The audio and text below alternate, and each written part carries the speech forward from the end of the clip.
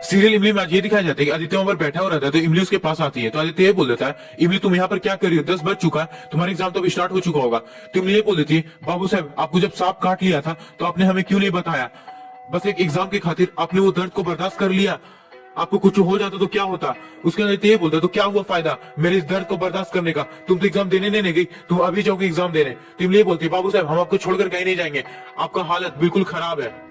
तो आदित्य ये बोलता, हाँ बिल्कुल ठीक है, तुम अभी के अभी एग्जाम देने जाओगी, अभी भी 1.5 घंटा बाकी है, तुम्हारे लिए काफी है 1.5 घंटा, तुम एग्जाम निकाल लोगी। फिर आदित्य उठता है और इमली का बुक्स उठाता है, उसे जाने के लिए बोलता है, लेकिन इमली जा नहीं रही होती है। तो आदित्य ये बोलता है, अगर तुम नहीं जाओगी तो तुम्हारा पूरा साल बर्बाद हो जाएगा, तुमने कितनी मेहनत की है इस एग्जाम के लिए, तुम क्या चाहती हो कि तुम मेरे चक्कर में पूरा साल बर्बाद कर दो? लेकिन तब भी इमली नहीं मान रही थी और आदित्य से जिद कर रही होती है कि वो उसको छोड़कर नहीं जाएगी। उसी बीच में वहां पर मिट्टी आ जाती है और ये बोलती है, जमाई बाबू इमली सही तो कह रही है। तो आदित्य ये बोलता है, क्या सही कह रही है? आपको पता भी नहीं है इस लड़की ने इस एग्जाम के लिए पूरी साल मेहनत की है, आपको पता भी नहीं है इसने क्या क्या किया है इस एग्जाम के लिए। अगर ये एग्जाम देने नहीं गई तो इसका पूरा साल बर्बाद हो जाएगा। तो मिट्टी ये बोलती है, लेकिन जमाई बाबू आप ठीक नहीं है। तो आदित्य बोलता है, क्या ठीक नहीं है? अब जो लड़की गुंडों से लड़ सकती है, हमें बचाने के लिए, माँ के लिए पेड़ पर चढ़ सकती है, दूसरों के लिए लड़ाई लड़ सकती है, तो क्या हम उसके लिए इतना भी नहीं कर सकते? अगर वो एग्जाम देने नहीं जाएगी तो हम अभी के अभी शहर के लिए निकल जाएंगे। और आदित्य गुस्से में ऊपर बैठ जाता है और ये बोलता है, अगर इमली अगर तुम एग्जाम देने नहीं गई तो हम अभी के अभी शहर निकल जाएंगे। अब फैसला तुम्हारे हाथ में, तुम क्या चाहती हो? तुम एग्जाम देना चाहती हो या नहीं? तो इमली ये बोल देती है, ठीक है बाबू साहब हम जा रहे एग्जाम देने, लेकिन आप प्लीज शहर मत जाइए। तो मिट्टी ये बोलती है, लेकिन इमली तो जाएगी कैसे? सत्यकाम और प्रकाश तो जमाई बाबू के लिए दवाई लेने गए। तो आदित्य ये बोलता है, सत्यकाम का बाइक का चाबी तो होगा ना आपके पास, मुझे बाइक का चाबी दीजिए। तो इमली फिर से जिद करने लग जाती है, बोलती है, नहीं बाबू साहब आप बाइक नहीं चला पाएंगे, आप प्लीज जिद करना छोड़ दीजिए। तो आदित्य ये बोलता है कि हम तुम्हारे साथ कुछ भी गलत होने नहीं देंगे, हम नहीं चाहते कि तुम मेरे चक्कर में एग्जाम देने मत जाओ, क्योंकि हम इस लड़ाई में तुम्हारे साथ हैं। और जैसे इमली ये सब चीज सुनती है वो चुप हो जाती है। तो मिट्टी भी आदित्य का ये चीज देखकर उसे बाइक का चाबी लाकर दे दे। इधर फिर ये दिखाया जाती है कि सारे घर वाले आदित्य के लिए प्रार्थना कर रहे होते हैं और काफी ज्यादा परेशान रहते हैं। तो मालिनी ये बोल देती है, मुझे तो समझ में आता है कि आदित्य ने मुझे बस हर्ट किया है, लेकिन आप लोगों को आदित्य ने क्यों हर्ट किया? वो तो बस मुझसे झूठ बोलकर गए थे, लेकिन मुझे ये विश्वास नहीं होता कि आदित्य ने आप सबसे भी झूठ बोला और आपको भी काफी ज्यादा परेशान कर रहे हैं। मुझे काफी गुस्सा आ रहा है आदित्य पर। आखिरकार वो मुझसे झूठ बोलकर क्यों गए, वो भी बिना कुछ बताए, बिना मेरे से बात किए हुए। अपर्णा को काफी बुरा लग रहा था कि वो आदित्य के बारे में ऐसी ऐसी बातें कर रही है। तो अपर्णा मालिनी के पास जाती है, बोलती है, मालिनी मेरा बेटा अकड़ू है, खड़ूस है, गुस्सा करता है, जिद करता है, लेकिन मेरा बेटा बुरा नहीं है, वो काफी अच्छा है।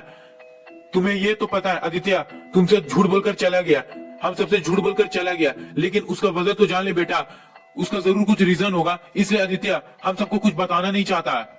फिर ध्रुव भी ये बोलता है, वैसे भी आपको तो पता है ना, एक जर्नलिस्ट जब स्टिंग ऑपरेशन में जाता है तो वो अपने वो बॉस को भी कुछ नहीं बताता। शायद आदित्य को भी कुछ ऐसा काम हो गया होगा, इसलिए वो कुछ बता नहीं रहा है। तो रूपाली ये बोलती है, हाँ भाभी ध्रुव बिल्कुल सही कह रहा है, देखना इस बार भी आदित्य जरूर कुछ काम से गया होगा, वो आएगा तो हम सबको जरूर बताएगा। उसके बाद मालिनी ये बोलती है, हो सकता है आप सब सच कह रहे होंगे, लेकिन मैं अपने दिल को कैसे समझाऊं कि आदित्य ने ये सब किया है। फिर वो अनु की बातें याद करने लग जाती है कि अनु बार बार उसको इमली को लेकर बोल रही होती है और कहीं ना कहीं मालिनी विश्वास भी कर लेती है। तो खुद में ये बोलती है, नहीं ऐसा बिल्कुल भी नहीं हो सकता, आदित्य ऐसा नहीं कर सकते। इधर आदित्य इमली का हाथ पकड़ लेता है और उसे बाइक से चलने के लिए बोल रहा होता है, लेकिन इमली बार बार यही बोल रही होती है कि नहीं बाबू साहब हम नहीं जा सकते, क्योंकि आपका तबीयत बिल्कुल भी ठीक नहीं है, आप बाइक नहीं चला पाइएगा। उसके बाद आदित्य बाइक पर बैठने लग जाता है और इमली जिद करने लग जाती है। तो आदित्य डांट कर इमली को बाइक पर बैठने के लिए बोल देता है और आदित्य वहां से चला जाता है।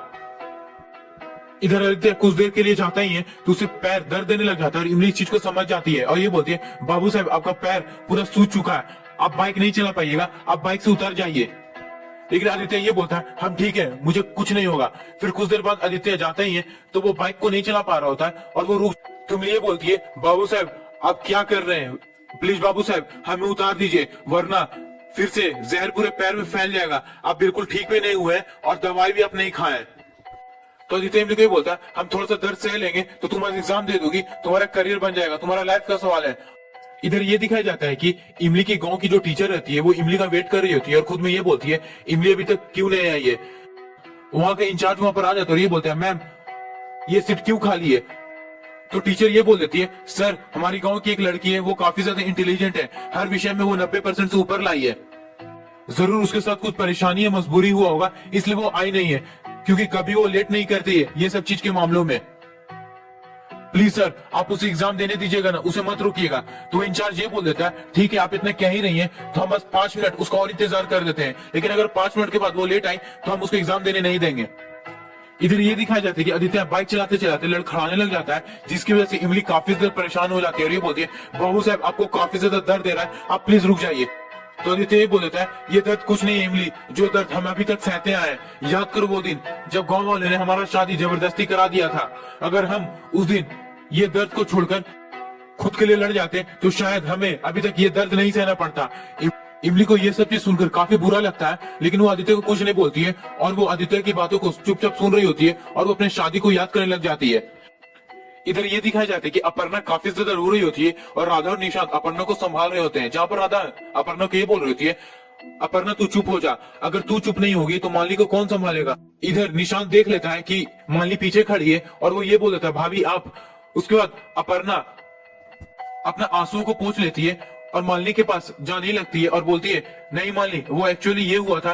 तो मालिनी बिना कुछ सुने अपर्णा को गले लगा लेती है और बोलती है, सॉरी माँ आप कल से इतनी ज्यादा हर्ट है, मैं तो ये भूल ही गई थी कि आदित्य आपके बेटे, आपको कितना ज्यादा दर्द हो रहा होगा और मैंने उनके बारे में इतना कुछ बोल दिया बिना कुछ सोचे बिना कुछ समझे। सॉरी माँ मुझे माफ कर दीजिए, मुझे समझना चाहिए था कि आप कितना ज्यादा परेशान होंगी आदित्य के लिए, लेकिन माँ अब मैं और आपको रोते हुए नहीं देख सकती, मैं आदित्य को ढूंढने जा रही हूँ। तो निशांत ये बोलता है, लेकिन भाभी आप ढूंढेंगे कहाँ जाकर। तो माली ये बोल देती है, मैं आदित्य के ऑफिस जा रही हूँ, जरूर वो कुछ किसी काम से गए होंगे और वो बताने नहीं चाहते, हो सके उनके ऑफिस में जो कंप्यूटर है उसमें कुछ सुराग मिल जाए, या उनके कलीग को वो जरूर कुछ ना कुछ बता के गए होंगे, हम लोग सब पूछेंगे कि वो कहाँ गया है। तो निशांत ये बोल देता है, गुड आइडिया भाभी मैं भी आपके साथ चलूंगा। तो राधा ये बोलती है, हाँ निशांत तुम मालिनी के साथ जाओ। इधर ये दिखाया जाता है कि इमली गेट के पास आ जाती है और एग्जाम देने जा ही रही होती है, तो जो इंचार्ज रहता है इमली को आकर डांटने लगता है और ये बोलता है, तुम एग्जाम देने नहीं जाओगी, मैंने 10:45 तक तुम्हारा वेट किया, अभी 11 बज चुका है, अब मैं तुम्हें एग्जाम देने नहीं देने दूंगा। उसके बाद आदित्य वहां पर आ जाता है और इमली का स्टैंड लेता है और ये बोलता है, आप कैसे नहीं दीजिएगा इमली को एग्जाम देने, अरे आपको पता भी नहीं है इमली ने कितने ज्यादा मेहनत किया।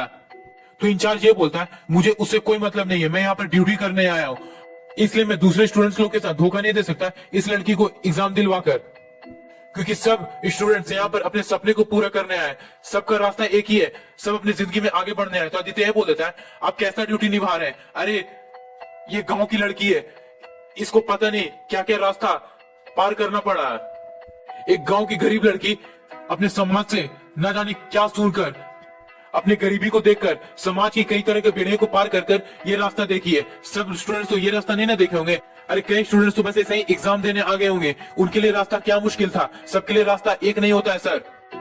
अगर ये आज एग्जाम नहीं दी तो उसका पूरा साल बर्बाद हो जाएगा। आप एक लड़की का सपना मार दीजिएगा, जिस लड़की ने पूरे साल मेहनत किया है, जिस लड़की ने अभी तक इतना कुछ सहा है, बचपन से लेके अभी तक, वो आगे बढ़ने से रुक जाएगी बस और बस आपकी जिद की वजह से। सर हम आपसे बहस नहीं करना चाहते, बस आपसे ये रिक्वेस्ट करें कि इसे एग्जाम देने दे दीजिए, इसलिए आज जो भी हो जाए ये एग्जाम दे करेगी और उसके बीच में आज कोई नहीं आ सकता है। तो इंचार्ज ये बोल देता है, अब खड़ी खड़ी देख क्या रही हो, जो एग्जाम दो जाकर। उसके बाद दोनों वहां से चले जाते हैं। तो आदित्य इमली को ये बोल देता है, इमली मैं तुम्हारे साथ हूँ, क्योंकि मुझे तुम पर विश्वास है, तुमने काफी ज्यादा मेहनत किया है, हम तुम पर यकीन करते हैं। उसके बाद आदित्य अपना हाथ इमली के गाल पर रखता है और ये बोल देता है, बेस्ट ऑफ लक, जाओ और अच्छे से एग्जाम दो। इधर ये दिखाया जाता है कि आदित्य का बॉस बैठा हुआ रहता है, उसके बाद वो आदमी आ जाता है जो आदित्य के साथ पगडंडिया में काम कर रहा था। उसके बाद बॉस ये बोल देता है, तुम वही हो ना जो आदित्य के साथ पगडंडिया में अंडरकवर काम कर रहे थे। तो ये बोल देता है, हाँ एक्चुअली सर हम यहाँ इसलिए आए क्योंकि मुझे उनके साथ काम करके काफी अच्छा लगा, मुझे बिल्कुल भी दूसरी जगह काम करके मन नहीं लग रहा है, आप प्लीज मेरा यहाँ ट्रांसफर करवा दीजिए ना, मुझे उन्हीं के साथ काम करना है। तो बॉस ये बोलता है, ठीक है अपना एप्लीकेशन यहाँ पर छोड़कर चले जाओ। फिर वो आदमी आदित्य को ढूंढने लग जाता है। तो आदित्य के बॉस ये बोल देते हैं कि तुम आदित्य को ढूंढ रहे हो। तो वो ये बोल देता है, हाँ मुझे लगता है वो मुझे देख लिए इसलिए वो मुझसे मिलना नहीं चाहते हैं। तो उसके बाद आदित्य के बॉस ये बोल देते हैं, वो यहाँ है नहीं, वो छुट्टी पर गया। उसके बाद वो आदमी ये बोल देता है, मुझे लगा वो मुझे इसलिए नहीं मिल रहे क्योंकि वो पगडंडिया के बाद मुझसे मिलना ही नहीं चाहते, वो काफी डर गए हैं जो। तो बॉस ये बोल देता है, तुम किस चीज के बारे में बात कर रहे हो। तो वो आदमी पगडंडिया के बारे में बता देता है कि आदित्य का गांव में जबरदस्ती शादी करवाया गया था, और वो फोन करके जब ये सवाल पूछा उसे तो आदित्य ने उसे कुछ नहीं बताया और वो ये बोल दिया कि इस बारे में वो डिस्कस कभी कुछ नहीं करेगा। उसके बाद उन्होंने मेरा फोन भी कभी नहीं उठाया। इधर मालिनी ऑफिस पहुंच जाती है और निशांत भी वहीं पर आता है और वो लोग शायद ये इस चीज को सुन लेते हैं। इधर ये दिखाया जाता है कि एग्जाम खत्म हो जाता है और आदित्य बाहर बैठा हुआ रहता है, इमली का वेट कर रहा होता है। उसके बाद वहां का इंचार्ज आ जाता है और ये बोल देता है, आप मुझे यहाँ का नहीं लगते, आप कहाँ से आए? तो आदित्य ये बोलता है, हम शहर से आए। उसके बाद इंचार्ज ये बोल देता है, तो आप उस लड़की के लिए इतने स्टैंड क्यों ले रहे थे? आपकी वो कौन लगती है? तो आदित्य ये बोल देता है, वो मेरी पत्नी है। और इमली ये सब चीज सुन लेती है और वो खुश हो जाती है काफी और आदित्य भी इमली को देखने लग जाता है। और आज के एपिसोड यहीं पर खत्म कर दिया जाता है। आने वाले प्रोमो में हमें ये दिखाया जाता है कि इमली शिव पूजा कर रही होती है, जहां पर आदित्य इमली को अपना नाम दे देता है पंडित के बोलने पर कि इमली का पूरा नाम इमली आदित्य कुमार त्रिपाठी है। और इमली आदित्य को देखने लग जाती है। तो दोस्तों, आपको क्या लगता है, क्या आदित्य इमली को सच में अपना पत्नी मानने लग गया है? और क्या मालिनी ऑफिस में वो सारी बातें सुन ली जो आदित्य के बॉस उस आदमी से बात कर रहे थे? मुझे कमेंट करके जरूर बताइएगा। इसी तरह के लेटेस्ट अपडेट्स को सबसे पहले लाने के लिए हमारे चैनल को जरूर सब्सक्राइब करें।